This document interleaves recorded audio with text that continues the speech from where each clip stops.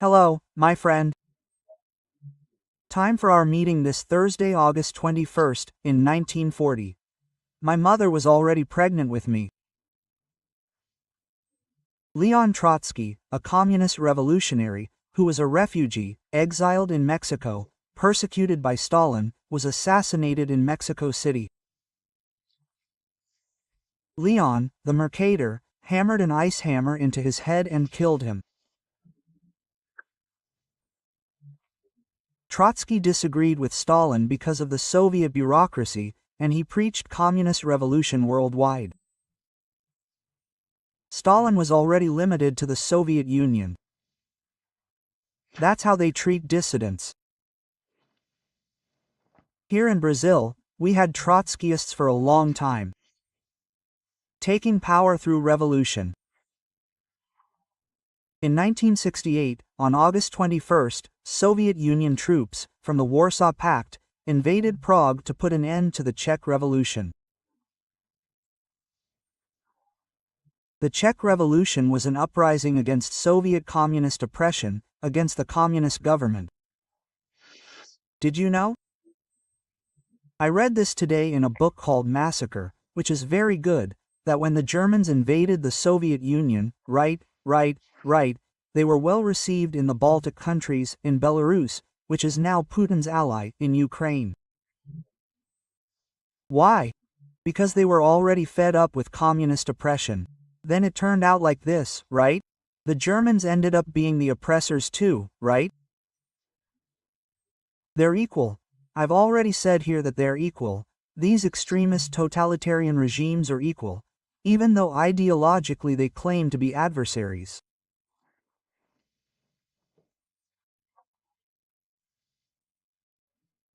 And it's been 100 years since the military brigade of Rio Grande do Sul was one of the few state police forces. I think it was the only one that kept its name, its historical name. The public force of Minas Gerais, of Sao Paulo, changed their name, right? Yeah, it became PM.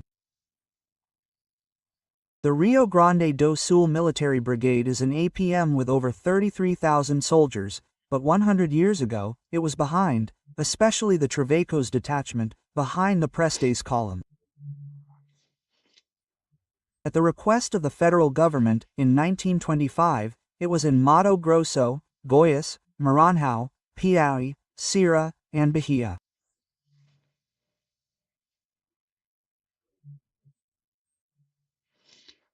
Prestes was the one who still attempted a communist revolution in 1937, on November 27.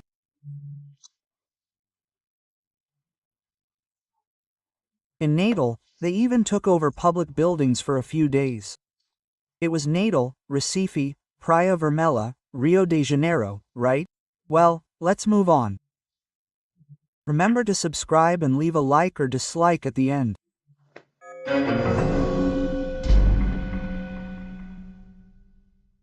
Well, first, an apology. I said yesterday that Omar Aziz is from Bahia. No, he's from Sao Paulo, from Garça. He spent his childhood in Rio Grande do Sul, in Cacique, then moved to Manaus and served as governor of Amazonas. I made this confusion because I thought the two were one in the circus CPI, because Otto Alencar, who is from Bahia, and Omar sometimes seem to be speaking the same language. If they're really rational, they must be deeply remorseful today, because they played with human lives, right? And everything they denied and mocked has now been proven to be true and real. And we would have saved thousands of lives if we had understood that there was, in fact, an easy, cheap, fast, and effective treatment for COVID. Well, folks, today's first topic is Silas Malafa, right? It's impossible. It started at the airport. Then, a search and seizure operation took even his religious notebooks, his passport, and, his cell phone.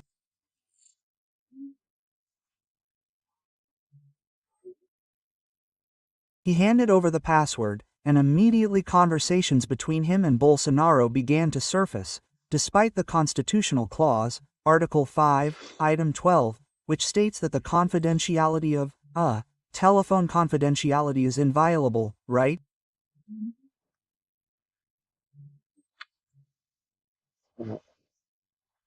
Justice can violate, but it can't make public, right? There's, for example, a fight between Eduardo Bolsonaro and his father. I confess that, thank God, I never used words like that about my father and mother, right? They're gone now, and my conscience is clear. But it was an internal family issue because of Tarcisio, right? Everyone's seen it, but it seems so petty. It's not even gossip. Gossip is milder, right? This revelation of conversations, even family ones, is a more serious matter, right? Although, as I said, I would never use that language with my parents.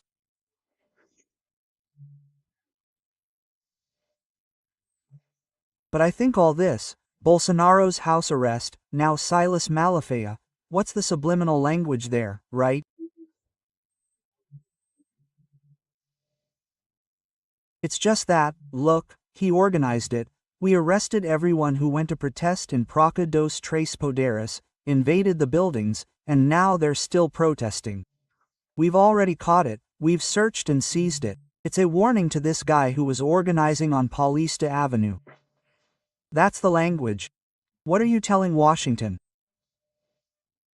Look, Trump is right. He's hunting witches due to the exhausted legal process.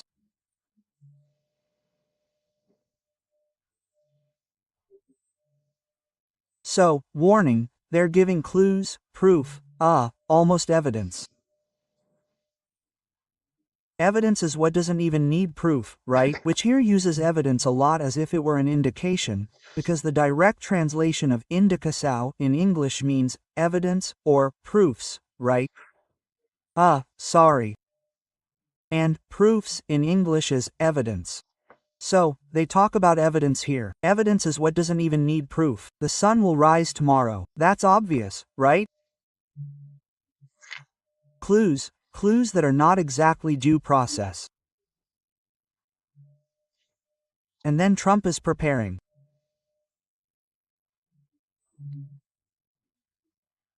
I think the Supreme Court justices themselves are hoping for more Magnisk, because, according to Folha de São Paulo, they talked to bankers, and the bankers recommended, look, it's better to stay with a small credit union, because the big ones have SWIFT, they could be affected, they could lose this international payment system.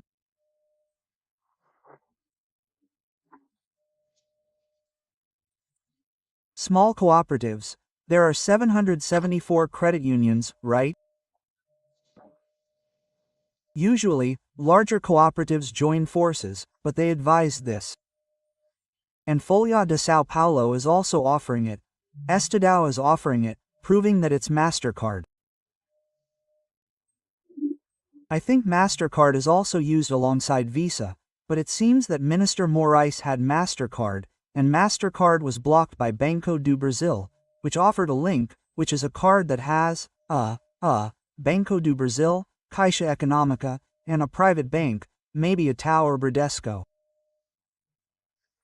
I don't remember exactly, I think it's Itaú, but, anyway, the Elon Brazilian card, but this card will be limited. It won't be able to carry out international transactions, right? Anyway, it's a problem whose solution seems to be this suggestion from the bankers.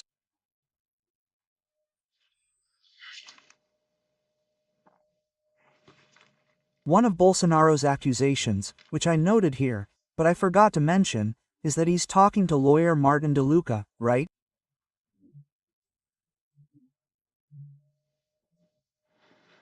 This is being presented as if it were a crime, and the whole conversation, all these things they discovered now, are being presented as if they were crimes. Wait a minute, let's stop and think about where the crime is, what the crime is, right?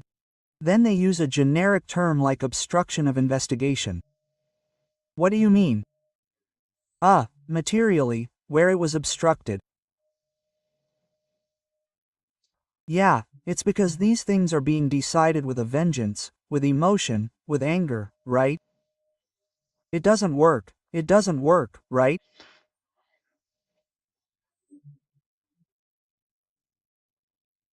It will reinforce the idea that it's a witch hunt using status politics, and in the end, everything comes down to conversation, opinion, freedom of expression, but it's a good thing.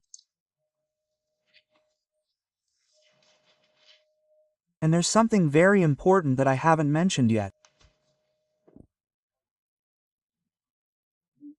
I actually told you here back then, when it became known that Minister Dias Toffoli, who had been a lawyer for the government and the Workers' Party, was asking for all the investigations into the cruel, outright crime, I would say, of stealing from the elderly through Social Security, taking over all the investigations, and then the investigation stopped.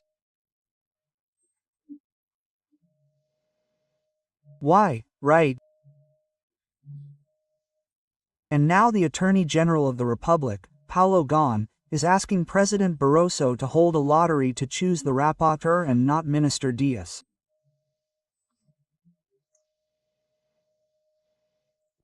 What worries him?